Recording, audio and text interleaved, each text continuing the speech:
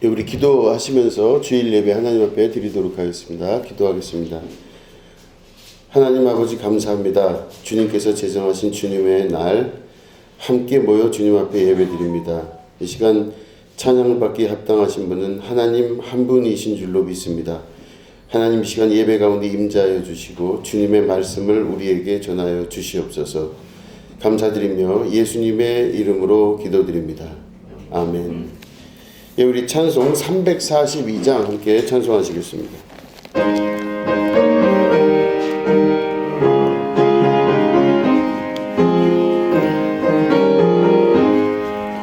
너 시험을 당해 죄 짓지 말고 너 용기를 다해 곧 물리치라.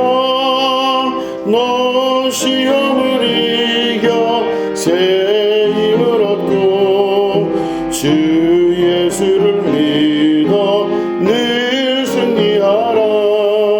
우리 구주의 힘과 그의 위로를 빌라. 주님 내 편에 서서 항상 도우시리. 내 친구를 삼가 잘 선택하고 너를 삼가 늘 조심하라. 너 열심을 다해 늘 충성하고 온 정성을 다해 주 봉사하라. 우리 구주의 힘과 그의 위로를 빌라. 주님 내 편에 서서 항상 도우시리. 잘 이기는 자는 상 받으리니 너 낙심치 말고 늘 전진하라. 내 구세주 예수 힘 주시리니 주 예수를 믿어 늘 승리하라. 우리 구주의 힘과 그의 위로를 빌라. 주님 내 편에 서서 항상 도우시리. 아멘. 드려진 예물을 위해서 기도하겠습니다. 하나님 아버지, 예물 드린 손길들을 주께서 기억하시고 하나님 함께하여 주시옵시며 하나님께서 주시는 신령한 하늘의 복으로 살아갈 수 있도록 도와주시옵소서. 세상을 살아가는 지혜가 있다 하지만 그건 세상의 지혜일 뿐입니다. 하나님의 주시는 하나님의 거룩한 은혜와 축복과 이끄심과 하나님 말씀에 순종한 자들에게 나타나는 놀라운 열매를 하나님 거두게 하여 주시옵시고 하나님 말씀과 함께하는 자가 되어서 축복의 삶을 살아갈 수 있도록 도와주시옵소서. 물질을 정복하고 다스릴 줄 아는 자가 되게 하여 주시옵소서. 우리가 바라봐야 될 유일하신 한 분은 하나님 한 분이신 줄로 믿습니다. 우리가 그 신앙 유지하며 말씀에 순종하고 말씀을 위에 인도하심을 받는 거룩한 자녀들 되어서 하나님께서 이 모든 것 가운데 승리하시는 거룩한 은혜를 우리에게 허락하여 주시옵소서. 특별히 기도의 제목을 가지고 주님 앞에 나온 영혼에게 안수하여 주시고 함께하여 주시며 그 모든 것 위에 합력하여 선을 이루는 축복과 은혜를 허락하여 주시옵소서. 감사드리며 예수님의 이름으로 간절히 축복하며 기도드립니다. 아멘. 예, 우리 하나님 말씀 함께 보시겠습니다. 에베소서 4장 11절부터 15절을 먼저 읽겠습니다.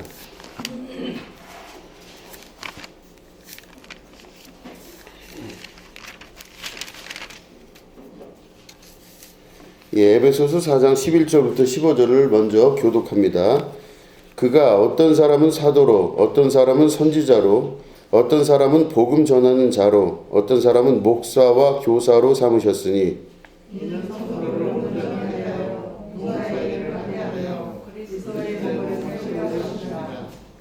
우리가 다 하나님의 아들을 믿는 것과 아는 일에 하나가 되어 온전한 사람을 이루어 그리스도의 장성한 분량이 충만한 데까지 이르리니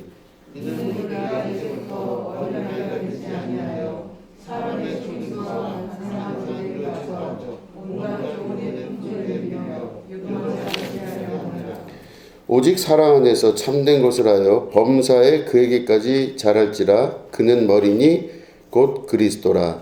아멘. 우리 1절부터 4절도 같이 교독하도록 하겠습니다. 1절부터입니다. 그러므로 주 안에서 갇힌 내가 너희를 원하노니 너희가 부르심을 받은 일에 합당하게 행하여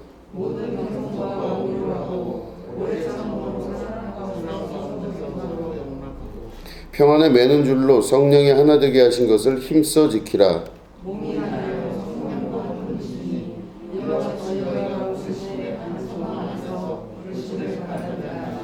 아멘. 예, 오늘은 온전한 사람을 이루어라는 제목 가지고 함께 말씀을 나누도록 하겠습니다. 에베소서는 바울이 에베소 교회에 편지를 보낸 그 서신입니다. 그래서 에베소 교회라는 그 교회는 터키의 그 서부 쪽에 위치한 항구 도시를 중심으로 있는 도시인데, 그 에베소 교회는 한 교회를 지칭하는 것이 아닙니다. 그 에베소 지역에 있는 여러 교회들의 연합체를 에베소 교회다 이렇게 이야기를 합니다. 그래서 바울이 이제 로마가 그 당시에 이제 예수 믿는 사람들을 전부 핍박을 좀 심하게 해가지고 그들이 사방군데로 흩어졌습니다. 다시 말해 예루살렘 성 안에 예수를 믿는다 그러면 그 사람들은 다 쫓아냈어요. 그래서 유대교가 좀 더 강하게 되고 그러면서 예수를 믿는 예수교인 사람들은 다 예루살렘 성 밖으로 쫓아내게 되고 그들이 쫓겨났는데, 이 쫓겨난 사람들이 사방군데로 흩어져서 이제 도망가서 살게 됩니다. 근데 그중 한 곳이 바로 에베소라고 하는 지역입니다. 말씀드린 대로 지금의 터키의 서부에 위치하고 있는 항구 도시라고 볼 수 있습니다. 그곳이 물동량이 많고 또 돈이 많은 또 지역이었습니다. 그래서 어쨌든지 간에 일이 많아서 사람들이 먹고 살기에는 괜찮은 도시, 이게 바로 에베소라는 도시였습니다. 그래서 예루살렘 성에서 핍박을 받던 사람들이, 예수 믿는다는 이유 하나만으로 핍박받던 사람들이 막 끝까지 흩어지고 도망가고, 그래서 그 정착을 한 곳 중에 하나가 에베소라는 지역인데, 이제 바울이 전도 여행을 하다가 그곳에 있는 이제 성도들을 모아서 교회를 세우게 됩니다. 그래서 거기에 이제 자기의 그 사랑하는 제자를 세워놓고 거기서 이제 에베소 교회를 세우고 같이 말씀을 나누고 그 공동체를 이루어 갑니다. 이 에베소 교회가 굉장히 그 열심으로 잘하는 교회였습니다. 이제 특히 에베소 교회가 칭찬을 또 많이 받는 교회였는데, 그 교회는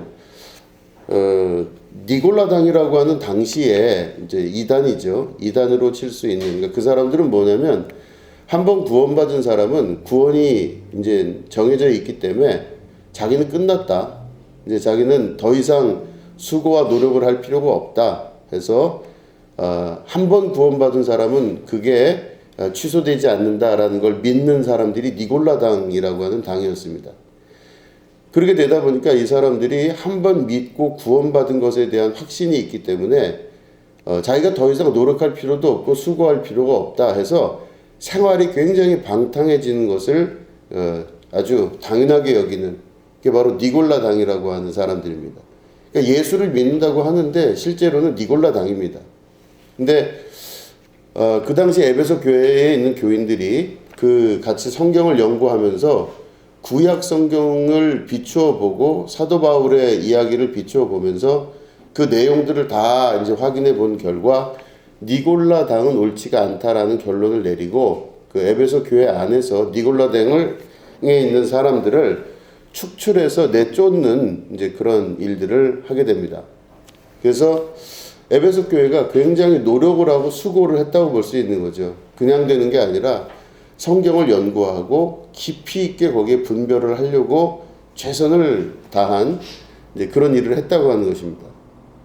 그래서 에베소 교회가 그런 부분에 분별을 잘하고 잘 이런 것들을 정리를 한 거는 바울의 입장에서도 굉장히 칭찬받을 만한 일이고, 그 요한계시록을 보면은 초대 7교회의 교회 중에 하나입니다.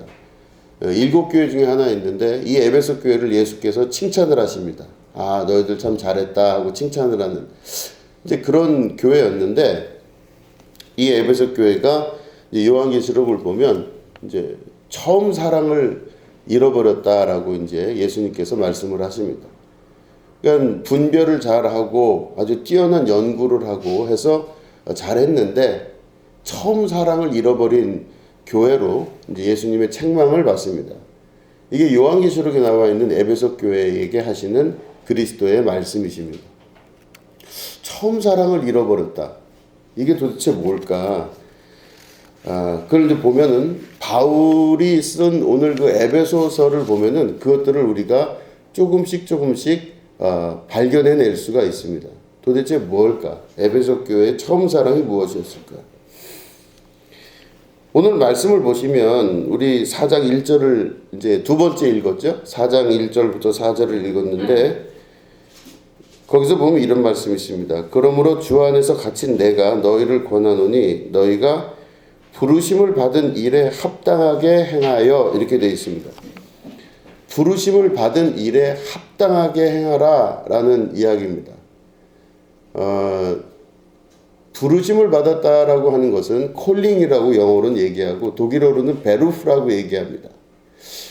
베루프는 부르심이라는 뜻이지만 실제로는 직업이라고 하는 그 뜻으로 사용이 됩니다.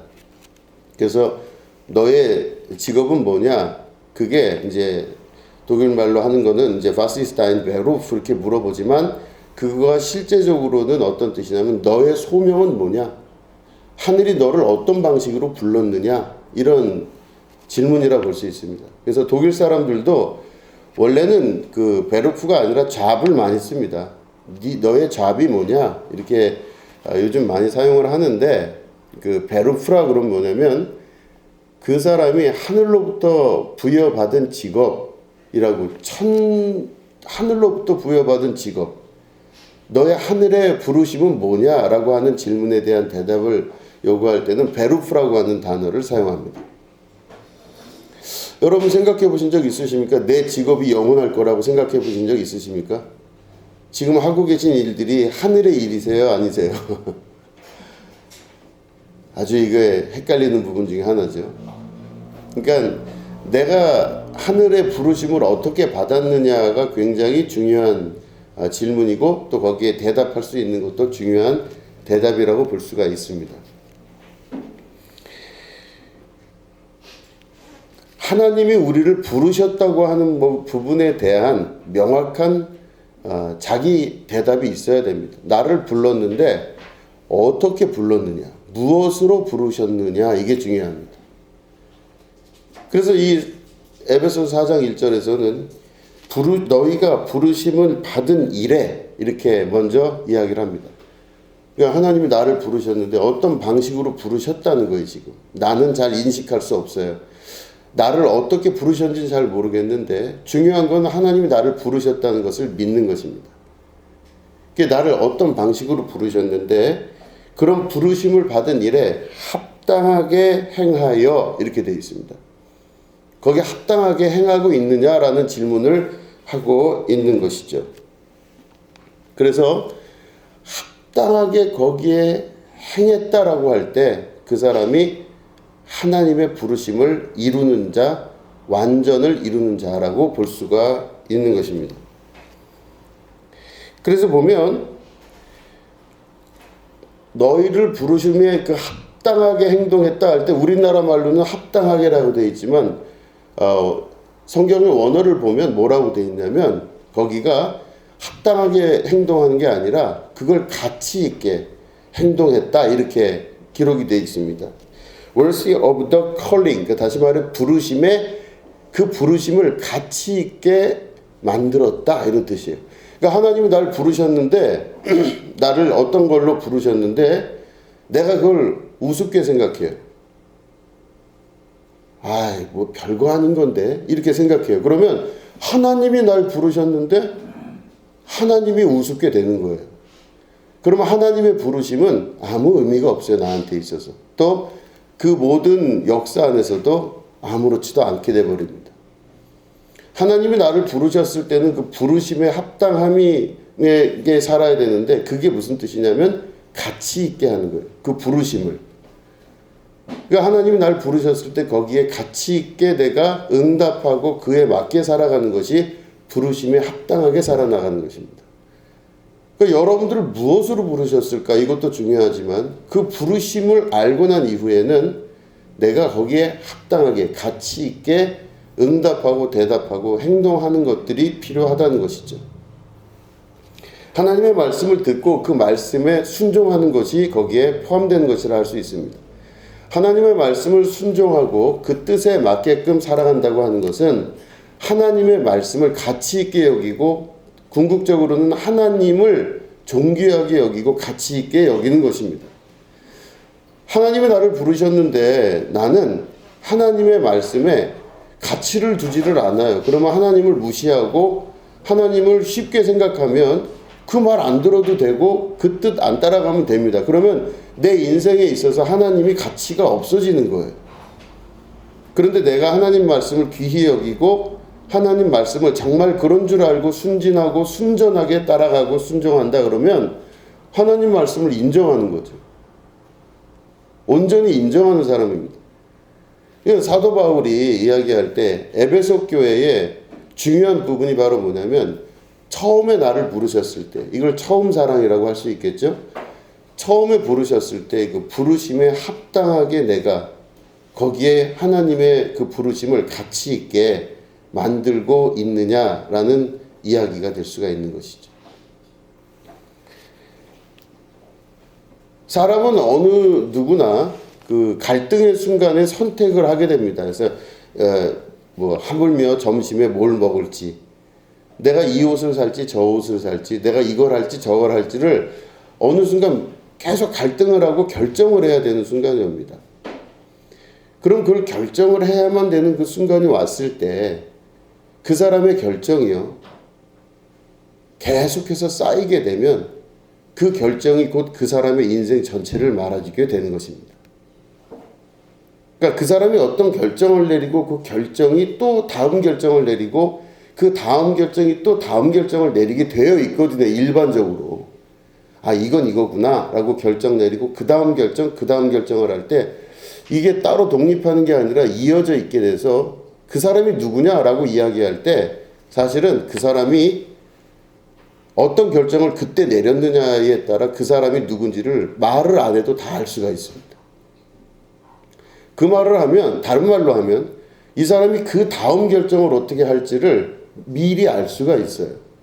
그 사람이 옛날부터 그 사람의 삶의 모든 결정들이 어떻게 돼왔나를 보면 이 사람이 앞으로 어떻게 될 것도 우리가 이해를 할 수가 있고 바라볼 수가 있는 것입니다.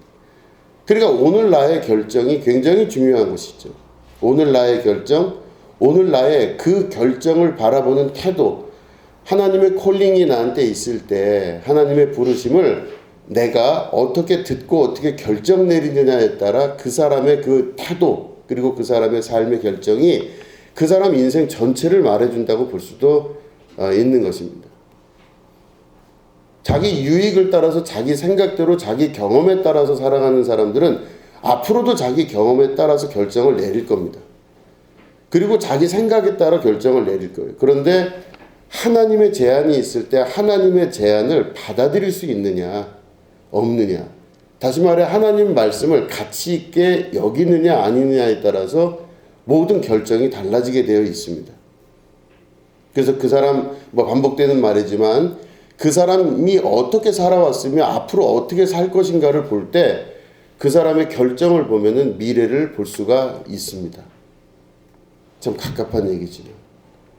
그런데 거기서 내가 마음을 돌이켜서 다시 하나님의 말씀에 순종하고 그 말씀의 가치를 부여하기 시작한다면 그 사람은 그 결정의 방향을 따라서 또 결정을 하게 되고 그 사람은 결국 그 사람 안에서 하나님이 원하시는 컬링, 하나님이 원하시는 그 부르심에 합당하게 그가 살아나가는 결과를 이룰 수가 있게 되는 것입니다.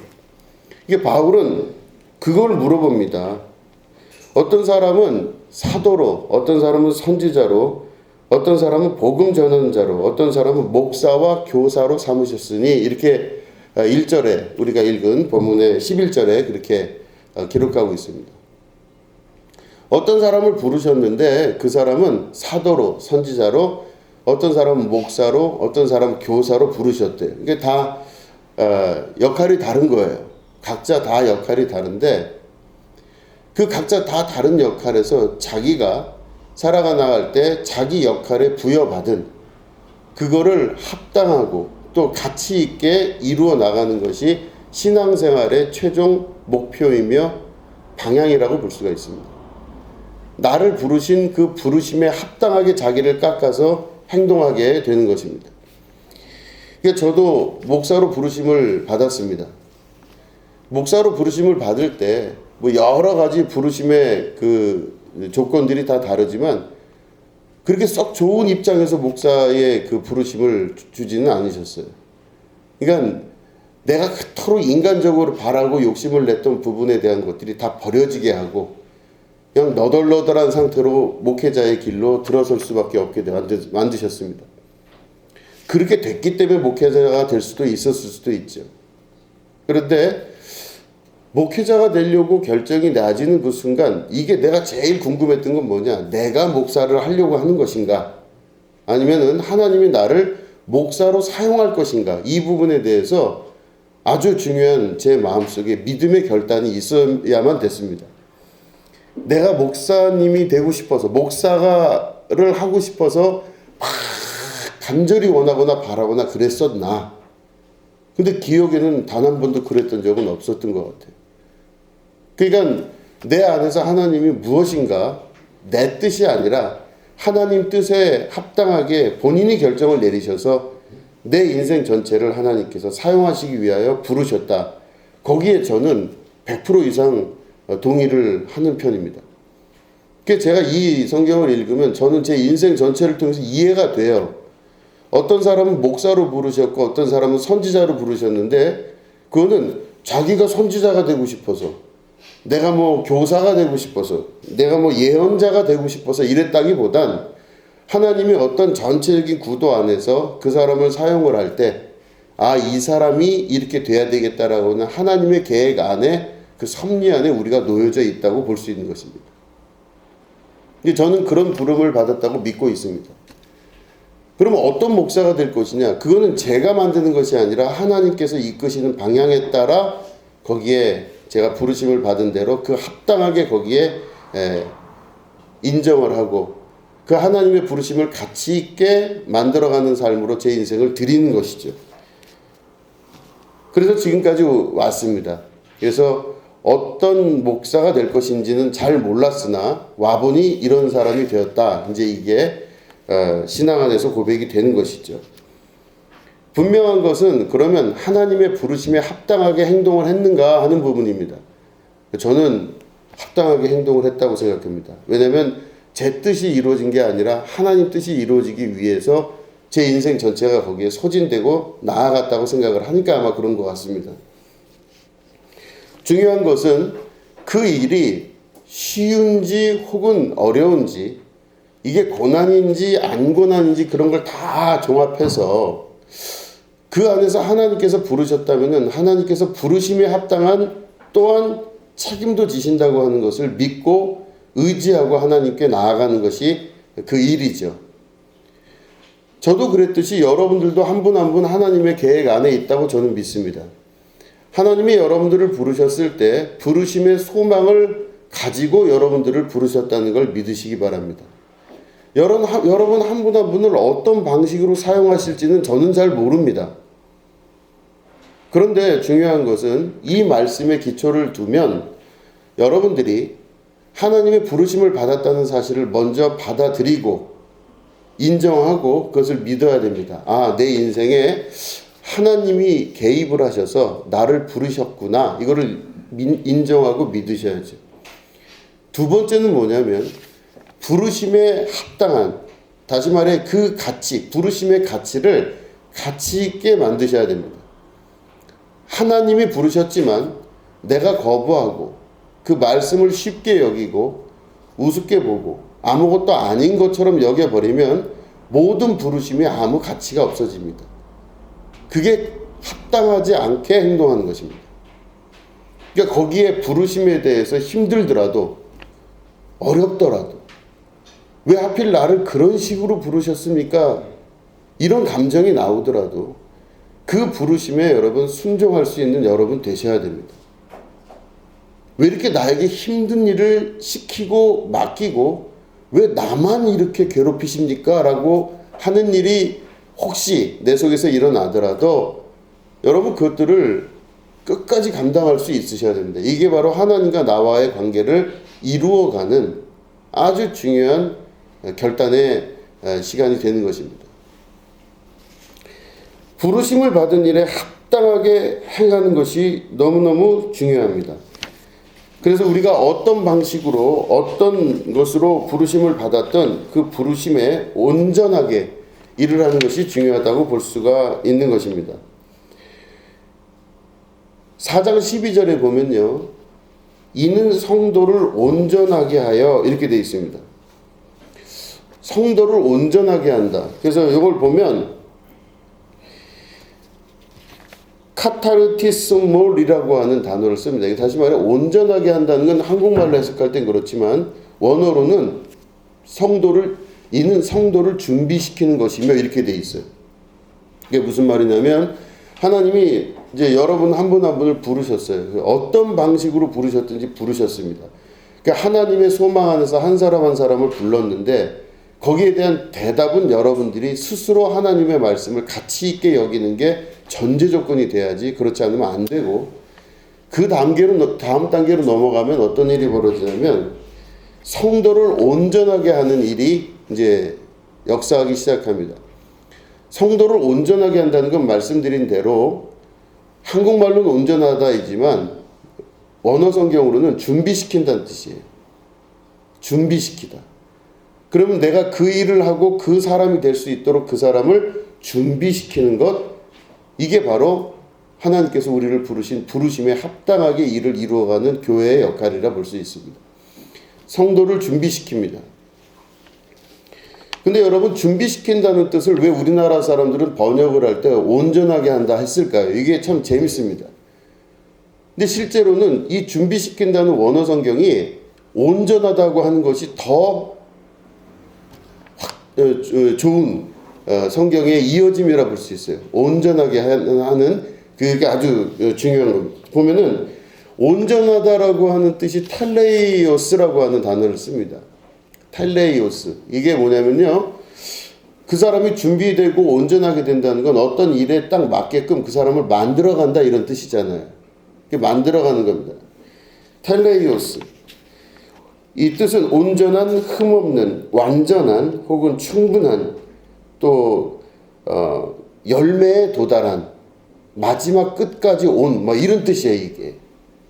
그러면 성도를 어떻게 만든다고 말씀을 우리가 할 수 있냐면 그 사람을 온전하게 만든다는 것은 완벽하게 그 사람을 깎아서 그 자리에 맞는 사람으로 딱 끼워 넣는다 이런 말씀이라고 볼 수가 있습니다.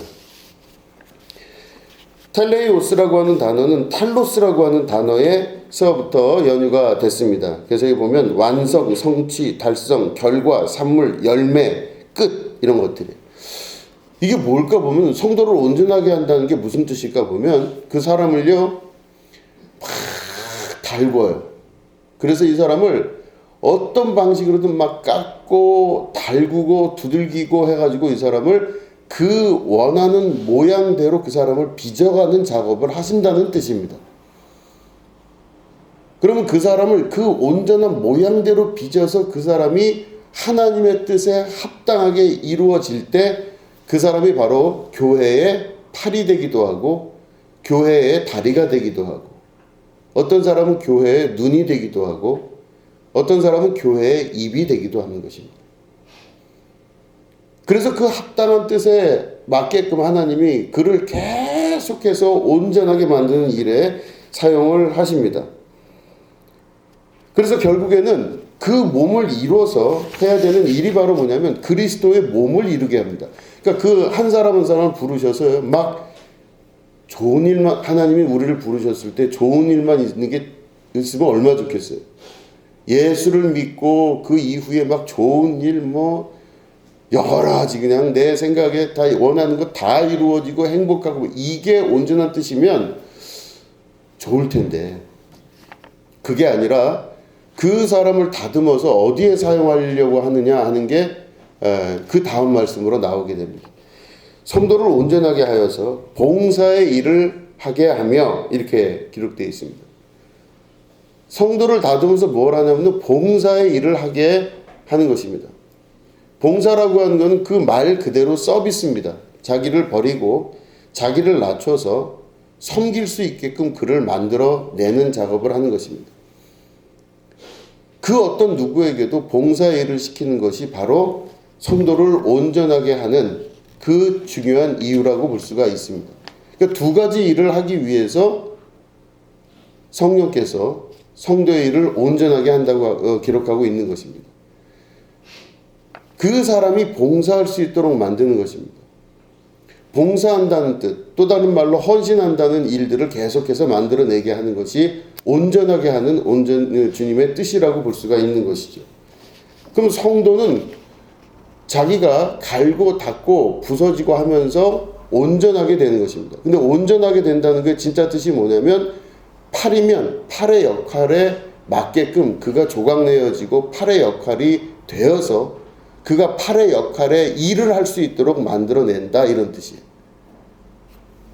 내 팔이 해야 되는 일과 내 다리가 해야 되는 일, 또 눈이 해야 되는 일과 코와 입이 해야 되는 일이 다릅니다. 무엇이 중요하다고 말할 수 있는 게 없어요. 그러니까 중요한 것은 자기의 일, 자기에게 맡겨진 일을 감당할 수 있게 되는 것, 이게 바로 봉사의 일이라 볼 수가 있는 것입니다. 근데 어떤 때 보면 성경에도 나와 있지만 눈은 자기가 제일 중요하다고 생각해요. 입은 또 자기가 제일 중요하다고 생각하고 좋다고 생각해요. 팔은 다리를 부러워하고 다리는 눈을 부러워하고 눈은 코를 부러워하고 그러니까 서로 간에 자기가 우월하다 혹은 누구를 또 부러워한다 이런 것들이 다 각각 다르답니다. 그러니까 자기의 소망이 있고 자기의 역할이 있는데 자기의 소망과 자기의 역할이 분리되어서 있는 장면을 성경에서는 예수님께서는 비유로 말씀을 하십니다. 근데 중요한 건 그 부르심에 합당하게 산다고 하는 것은 바로 내가 다리면 다리의 역할, 눈이면 눈의 역할, 손은 손의 역할을 감당하게 되는 것, 이게 바로 부르심에 합당한 자의 삶을 살아나가는 것입니다. 내가 그 일을 열심히 하고 그 일이 누가 좋아서 하는 게 아니지만 그 일을 최선을 다해서 자기의 있는 자리에서 자기의 일을 감당해 나가는 것, 이게 바로 봉사의 일이라고 하는 것입니다. 이게 바로 성도가 온전하게 되는 중요한 실천적 덕목이라 볼 수가 있는 것이죠. 각각 다 자기 역할을 한 상태에서 그 다 모든 것들이 완성돼서 있는 상태에서 조립되어 나타나는 마지막 최고 결정체가 완전체가 바로 뭐냐? 그 다음 말씀입니다. 그리스도의 몸을 세우려 하심이라 이렇게 되어 있습니다. 그리스도의 몸을 세우기 위해서 각 지체마다 온전하게 하심, 다시 말해 준비되어지는 역사가 나타나게 되는 것입니다. 각 지체마다 온전하게 되는 것에 대해서 계속적으로 해야 되는 중요한 맨 마지막 목적은 그리스도의 몸을 이루게 되는 것입니다. 말씀드린 대로 우리 몸은 그리스도의 지체라서 내 머리는 그리스도시요 이 몸은 교회다 이렇게 말씀하고 계십니다. 팔은 자기가 팔이기 때문에 더 낫다고 얘기하고 또 다른 팔은 자기는 팔이기 때문에 너무 속상하다 이런 얘기도 해요. 나는 좀 다른 일 하고 싶은데 이렇게 각자 일이 다르겠죠. 근데 그리스도의 한 지체로서 우리가 그 몸을 이루게 될 때, 온전하게 이루게 될 때 이 가치평가, 이 팔이 무언가 칭찬을 많이 받는 것 같죠. 근데 이 팔이 자기가 대단하다고 여기는 거는 자기가 스스로 인정하고 여기는 거예요. 그죠? 내가 팔이야. 나는 대단해. 나는 눈이야. 눈 없으면 어떻게 살 거야?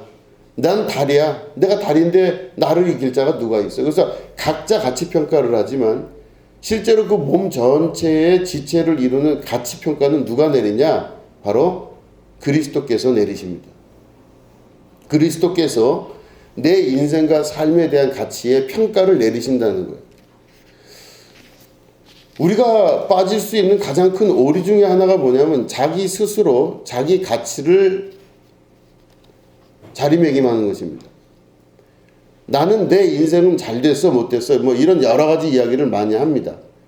그런데 내 인생에 대한 가치는 누가 평가하냐면 나를 이 자리에 있게 하신 그리스도께서 평가하시는 것입니다. 얼마 전에 아는 목사님 한 분이 이제 찾아와서 이런저런 이야기를 저한테 하는데 이제 교회에서 이제 커피를 마시면서 이야기를 했어요. 근데 여러 가지 이제 어려운 거예요, 자기 삶이. 그래서 앞으로 어떻게 되고 미래가 어떻게 되고 이런 거에 대한 불안감이 있습니다. 그래서 남들이 볼 때는 다 정상인데 자기가 볼 때는 좀 불안한 이제 그 모습이 있대요. 그래서 이제 저에게 와서 이제 여러 이야기를 많이 합니다. 근데 그 이야기를 막 듣는데 어떻게 봐도 불안한 시기겠구나 생각이 들었어요. 참 불안하겠구나. 이제 나이가 그 정도 되고 이제 자기가 특별히 할 수 있는 어떤 미래도 있지도 않은 것 같고 뭐 여러 이야기들을 많이 해요. 그래서 이제 그 얘기를 들으면서 생각을 쭉 하다가 봤더니 어떤 오류가 있냐면요. 저도 제 생각대로 그 사람의 그 목사님의 이야기에 동의를 하고 참 힘들겠다. 그럴 수 있겠구나. 이렇게 동의를 하고 저도 역시 그 기준으로 저를 봤더니 저도 불안한 사람인 거예요. 그런 상태에서 이제 생각을 다시 한번 해보게 됩니다. 그 목사님 돌려보내고 나서 생각을 해보게 됩니다. 하나님, 그 가치 판단은 어떻게 될까요? 그 목사님은 막 극단적으로 그렇게 얘기해요. 내 인생은 망한 것 같습니다. 이렇게 얘기를 해요. 그래서 제가 어떻게 망했길래 망했냐니까 남들이 볼 때는 망한 것 같지가 않은데 자기가 생각할 때는 그냥 망할 때요. 그래서 제가 어떻게 저럴 수 있나 마음이 참 아프다 이렇게 생각하면서 골똘히 생각을 해보니까 세상적으로 볼 땐 그럴 수가 있겠다 평가를 내릴 수 있어요. 그런데 가만히 이렇게 봤더니 그 목사님은 자기 혼자 자기 인생에 대한 가치평가를 자기가 내리는 거예요. 내 인생은 이래서 어떻게 됐고 내 인생은 저래서 어떻게 됐고 내가 왜 처음부터 이 길에 왜 들어왔는지 내가 하던 일을 잘해서 이렇게 갔으면 더 좋았을 거. 일반 대학 좋은 대학 나와가지고 자기가 하던 일이 있는 사람이었는데 이제 목사가 된다고 온 거예요. 그러니까 이쪽 세계에 들어와서 보니까 자기 인생이 뭔가가 지금 잘못돼 가고 있다는 생각을 하게 되는 거죠. 자, 그런데 여러분 보시면 제가 그 대화 가운데서 말씀드렸듯이 그 평가를 누가 내려야 되느냐 보면 쉽지 않은 일이지만 그 평가는 자기가 내리는 게 아닙니다. 부르신 분이 계시면 그 부르신 분이 합당하게 거기에 대한 가치, 거기에 따른 인생에 대한 평가를 그분이 내리시는 겁니다. 자기 인생을 자기 스스로가 결론 내리고 결정 내릴 수가 없다는 것, 이걸 우리가 잊고 사는 것이 많다는 뜻입니다. 내 인생은 이래, 내 삶은 이래, 내 이건 이래. 그래서 자기의 인생에 대한 성공과 실패 여부를 자기가 결정 내리는 경우가 많이 있습니다. 그런데 여러분 그게 아니라고 하는 것입니다. 하나님의 부르심이 있다 하면 그 사람에 따른 인생의 성공, 실패에 대한 모든 여부는 하나님께서 부르셨다면 하나님께서 거기에 답을 하실 수 있게 만들어 드려야 되는 것입니다. 우리는 두 가지 삶을 같이 살고 있습니다. 영적인 삶과 육적인 삶을 같이 살고 있습니다. 그래서 육적인 삶을 살 때가 참 많고 그래서 그 결정에 의하여 내 영적인 삶마저도 결정을 해버리는 경우가 많습니다. 내 인생은 왜 이러지? 난 앞으로 어떻게 되는 거고 난 어디로 가는 걸까? 이런 고민을 할 때가 많습니다. 그런데 말씀 안에 근거하여 볼 때는 그 모든 것들이 하나님 안에서 합력하여 선을 이루게 되는 것입니다. 부르신 분이 계시다면 그 부르신 분은 내 뜻이 아니라 그 부르신 분, 하나님의 뜻에 맞게끔 나를 부르셨기 때문에 하나님의 뜻에 합당하게 우리들은 살아나가면서 그 하나님의 뜻에 맞게끔 만약에 순종하여 살아나갔다면 그 사람의 인생과 삶은 절대 실패할 수가 없는 것입니다. 그 인생과 삶 자체가 하나님께서 부르셨다면 그 사람은 반드시 승리하고 그 뜻을 완전하고 온전하게 이룰 수 있게 된다는 것입니다. 그래서 말씀드린 대로 성도로 부르실 때 우리를 어떻게 부르셨냐? 온전하게 부르신다 말씀하십니다. 너희를 성도를 온전하게 하여. 그 온전하게 한다는 뜻은 말씀드린 대로 텔레이오스라고 하는 단어를 사용합니다. 텔레이오스는 온전하다, 완전하다, 그 열매다 이렇게 돼요. 그런데 그 중에서 제일 중요한 뜻이 뭐냐면 끝까지 가다 이런 뜻이에요. 끝까지 가다.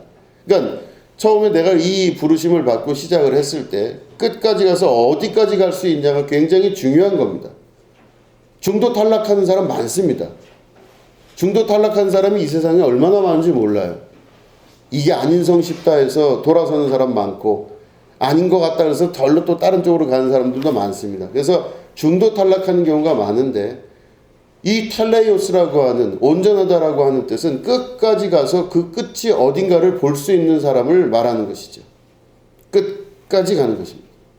그러면 그 끝까지 가는 것이 어떻게 다른 단어에서는 사용이 되느냐? 열매를 보는 것입니다. 내가 뭘 심었으면요, 심은 것에 대한 열매를 보는 거잖아요. 그죠? 내가 모종을 갖다 심었다 그러면 모종을 갖다 심는 이유가 뭐냐면 열매를 거두기 위해서 모종을 심는 겁니다. 내가 뿌린 씨앗이 무엇인지 그것을 알려면 그 열매를 봐서 그 뿌린 씨앗이 뭔지를 아는 거예요. 내가 기도를 열심히 하고 신앙생활을 열심히 하는 이유가 뭡니까? 일종의 이게 씨 뿌리게 하는 것입니다.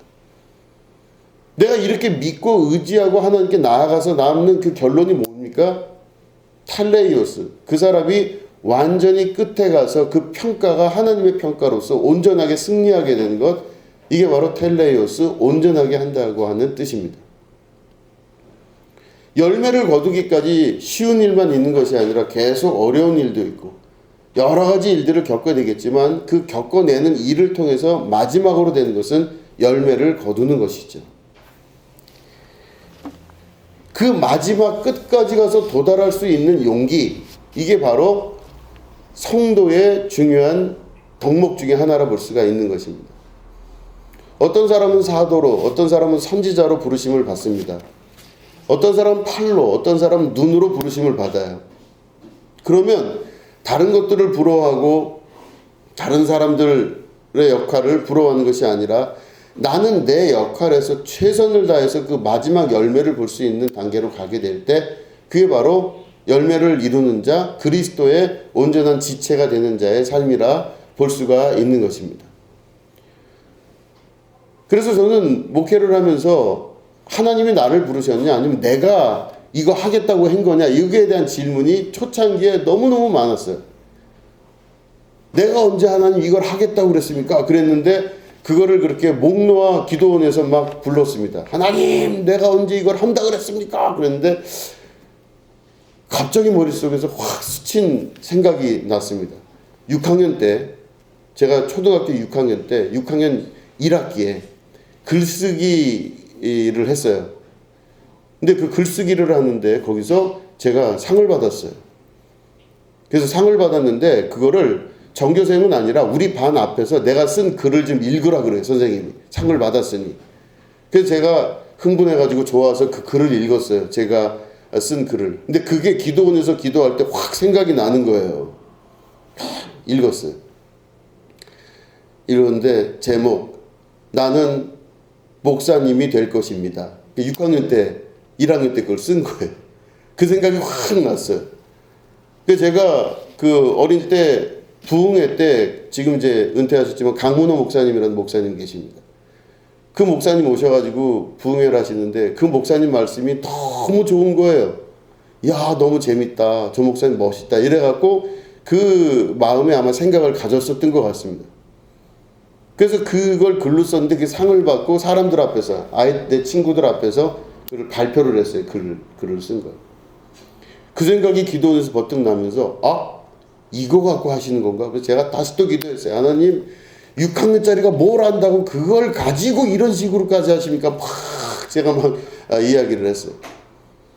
근데 그 기도를 하다가 나중에 이제 알게 된 거는 목회의 길에 접어들고 가면서 여러 가지 일을 겪습니다. 이 일도 겪고 저 일도 겪고 하면서 막 이제 오게 되는데 궁극적 질문에 대한 내 안에 확신이 있어야 된다는 생각이 듭니다. 내가 하고 싶어서 하는 건가 아니면 하나님이 나를 부르셨나. 이 두 가지 중에서 저에게서는 분명하게 이 일은 하나님이 부르셨다는 확신, 그리고 거기에 따른 믿음, 그리고 내가 이게 말씀에 근거하여 그렇다라고 하는 확신으로 내가 이 일을 끝까지 최선을 다해 열심으로 하겠습니다. 근데 그 조건이 뭐 대단한 조건, 뭐 내가 너를 이렇게 사용하고 뭐 엄청난 네가 이렇게 돼서 뭐 훌륭한 목사 이런 게 아니라 그 가는 길이 정말로 말도 안 되는 일이 벌어지고 진짜로 그런 일이 다 나타나도 하겠느냐. 그 질문에 대한 스스로에 대한 대답이 바로 믿음 안에서 다시 한번 이런 일들을 하나님께서 저에게 주신 바대로 그대로 부르셨으면 부르심에 대한 가치평가는 하나님이 하신 걸로 알고 제 인생을 다 하나님 앞에 봉헌하여 드리니 하나님 이 인생을 받으셔서 하나님 영광 받아 주시옵소서. 이제 이런 기도를 다시 한번 또 드리게 되는 것입니다. 성도의 부르심에 합당한 삶을 산다는 것은 자기를 쳐서 복종시키고 또 갖추어지지 않은 자기를 계속해서 성령께서 이끄셔서 또 부서뜨리고 깨고 망가뜨리고 다시 만들고 접목시키고 또 이것들을 계속 반복하면서 그 역사가 내 삶에서 지속되고 나타나기 시작할 때 그 사람이 그 하나님의 부르심에 합당하게 사는 결론을 맺을 수가 있는 것입니다. 그 사람이 곧 온전하게 되는 사람, 텔레이오스를 이루는 사람입니다. 텔레이오스는 결국엔 마지막 끝까지 가느냐 안 가느냐의 문제가 그 속에 있다고 볼 수 있는 것입니다. 부르심에 합당하게 살아가는 것, 그리고 부르심에 자기가 결정을 내리고 그것들을 할 수 있는 용기, 이런 것들이 복합적으로 작용을 할 때 그 사람은 그거에 따른 합당한 교회의 지체가 될 수가 있는 것입니다. 자기 원하는 삶을 살고 원하는 대로 살고 하나님 뜻과는 상관이 없이 하나님의 뜻을 나타난 하나의 조건으로 받아들인다면 그게 바로 아담과 하와가 지었던 죄 중에 하나인 것입니다. 아담과 하와는 선악과를 먹지 말라고 하나님 말씀하십니다. 결단코 먹지 마라. 이것을 먹는 날에는 너희가 정령 죽으리라 그랬어요. 그러면 이거는 제한이 아니라 법입니다. 안 먹어, 웬만하면 먹지 마라. 이런 뜻이 아니에요. 이건 제한이죠. 근데 하나님의 말씀을 제한으로 받아들이는 사람은 그 가치에 합당하게 살지를 않는 것이죠. 하나님 말씀은 법이었습니다. 이거를 먹는 날에는 네가 진짜 죽는다. 그러니까 먹지 마라 그러셨어요.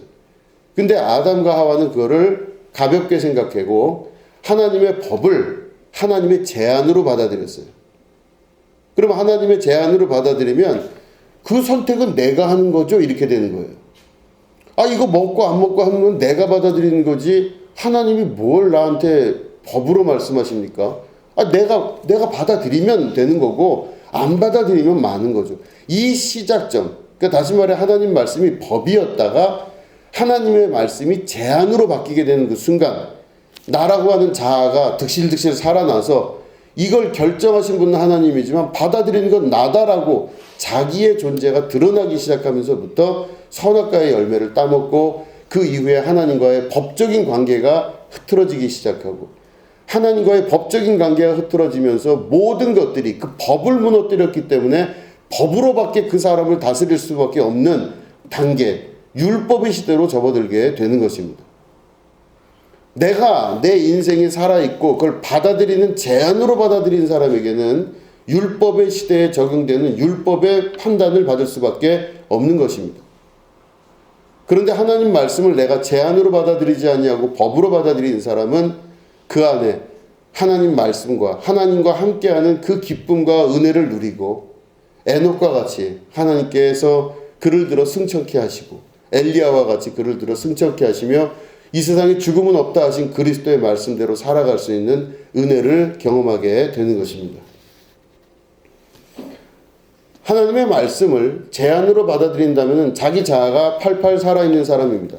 하고 안 하는 건 내 뜻이다.